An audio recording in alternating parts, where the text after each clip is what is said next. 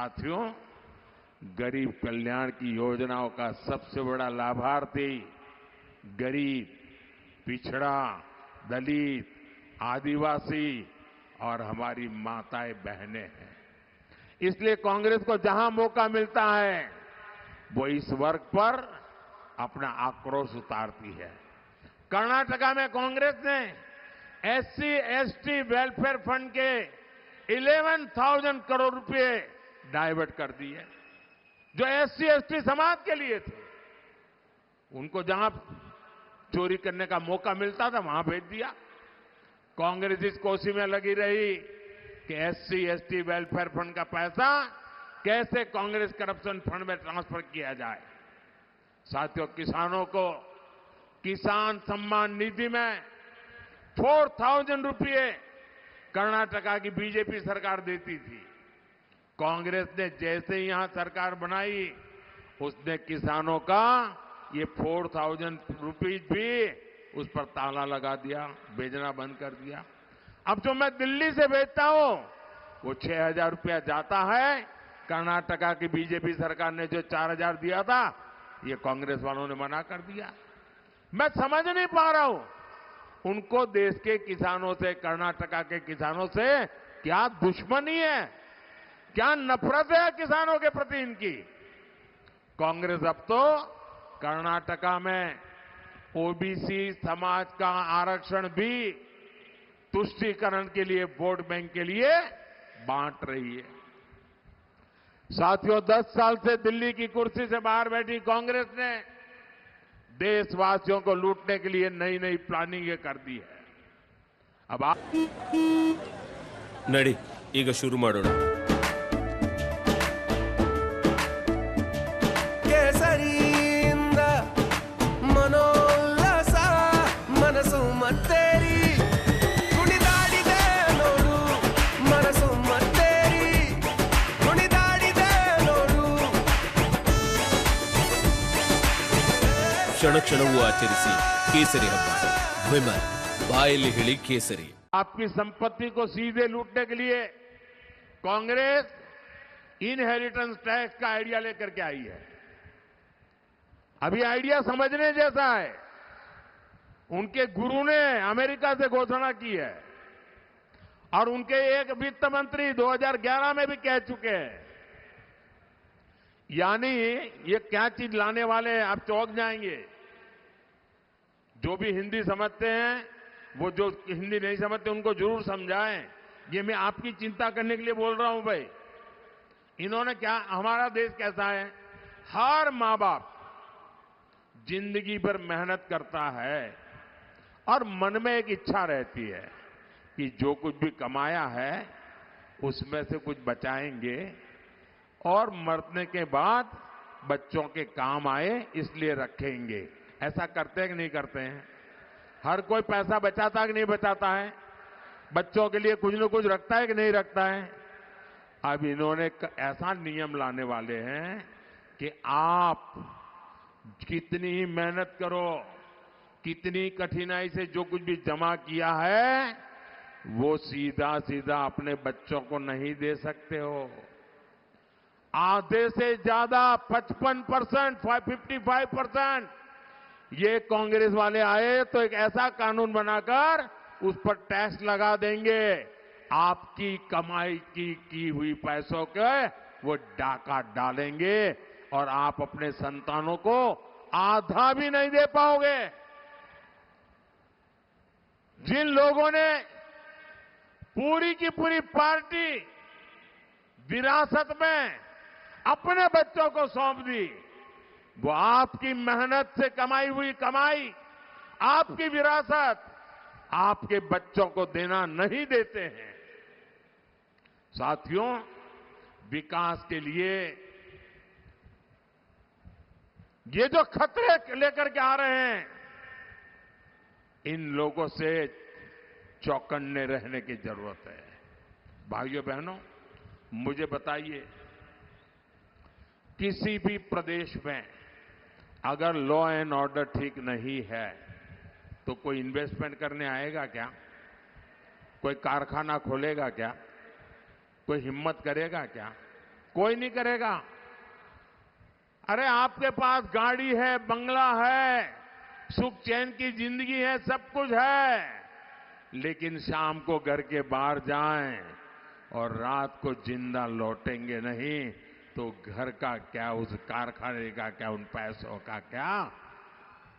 आज कर्नाटका को कानून व्यवस्था की स्थिति गंभीर होती जा रही है और कांग्रेस का ट्रैक रिकॉर्ड कानून का व्यवस्था के विषय में गंभीर रूप से गुनाहित है। ये कर्नाटका हर नागरिक आज असुरक्षा महसूस कर रहा है। कैफे में बम ब्लास्ट हो गया और कांग्रेस घोषणा कर देती है ये तो गैस का सिलेंडर का बोतल फूट गया था। बताओ ये कर्नाटका के लोगों को क्या समझते हैं क्या? क्या कर्नाटका के लोगों के दिमाग में ऐसा झूठ भर सकते हो तुम? फिर आगे क्या कहा उन्होंने?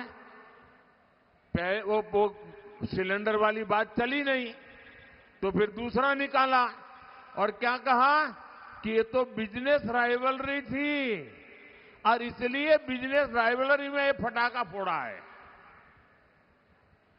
आप कल्पना कर सकते हैं ये तो बम धमाके के ट्रायल शुरू किए हैं।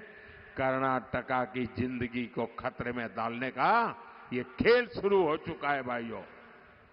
हुबली में दिन दहाड़े कॉलेज कैंपस पे एक बेटी की हत्या हो जाए और कांग्रेस उसमें भी वोट बैंक ढूंढती रही। इस घटना ने कर्नाटका के सामान्य परिवारों के लिए बहुत बड़ी चिंता खड़ी की है, टेंशन पैदा किया है। हर मां बाप सोचते हैं कि बेटी बाहर भेज दें या न भेजें, अकेली जाएगी तो पता नहीं क्या होगा। साथियों, नेहा की हत्या ये सामान्य घटना नहीं है।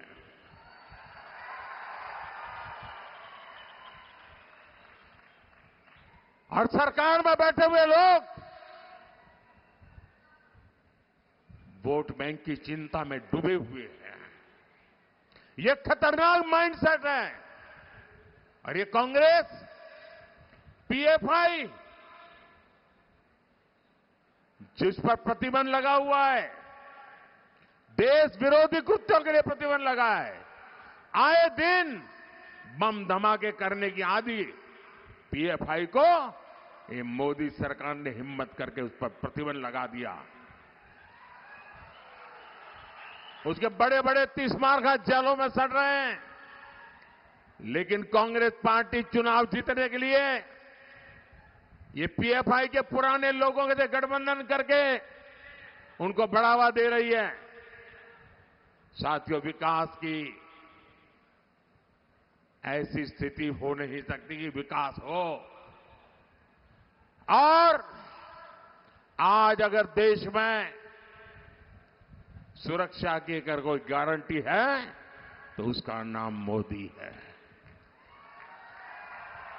विकास की कोई गारंटी है तो उसका नाम मोदी है। भाइयों बहनों, ये मोदी हैं। अब आप 10 साल से मुझे देख लिया है, घर में घुस करके मारता है जी।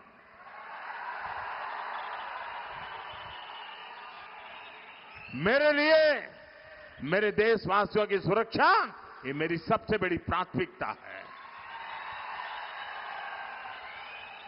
और इन 10 वर्षों में कर्नाटका ने मोदी के विकास की स्पीड भी देखी है और मोदी के विकास का स्केल भी देखा है।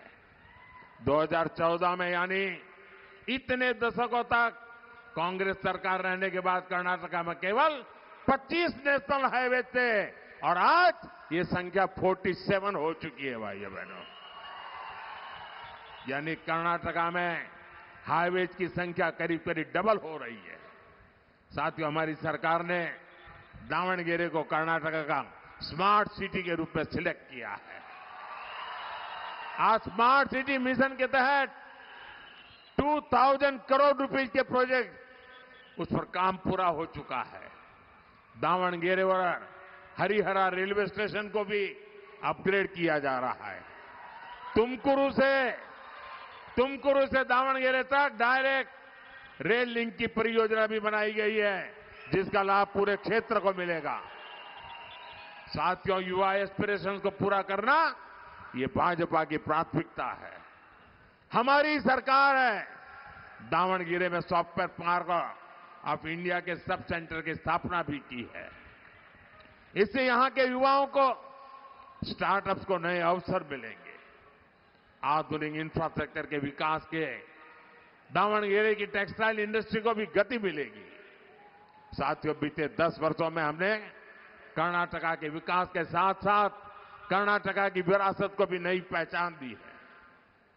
7 मई को आपका वोट देश के विकास के साथ साथ कर्नाटका की इस विरासत को भी आगे बढ़ाएगा। बीजेपी ने दावणगेरे से श्रीमती गायत्री सिद्धेश्वरा और हावेरी से श्री बसवराज जी बोम्बाई को प्रत्याशी बनाया है। आप इनको जब कमल दबा करके वोट दोगे ना, आप पक्का मान के चलिए, मोदी की गारंटी, जब आप उनको वोट देंगे ये वोट सीधा सीधा मोदी को पहुंचेगा।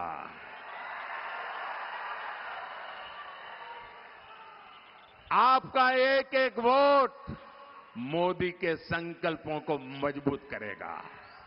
आपका एक एक वोट भारत की मजबूती का आधार बनेगा। और इसलिए मैं आज आपसे आशीर्वाद मांगने आया हूं। मैं आज आपसे कुछ मांगने आया हूं। और मेरा आपको अनुरोध है, गर्मी कितनी ही क्यों न हो, मत का अधिकार का उपयोग पूरा का पूरा कीजिए। पुराने सारे रिकॉर्ड ब्रेक करने वाला मतदान कीजिए। पूरे देश में नाम कमाया जाए इतना मतदान करिए। घर घर जाएंगे, मतदान कराएंगे, पोलिंग बूथ जीतेंगे। अच्छा, मेरा एक काम करेंगे, जरा हाथ ऊपर करके बताइए तो मैं बताऊं। मेरा एक काम करेंगे, पक्का करेंगे।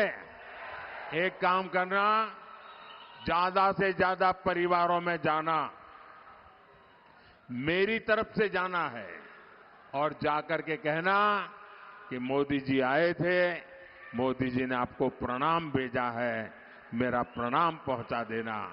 हर परिवार को मेरा प्रणाम कह देना। मेरे साथ बोलिए, भारत माता की, भारत माता की, भारत माता की। बहुत बहुत धन्यवाद।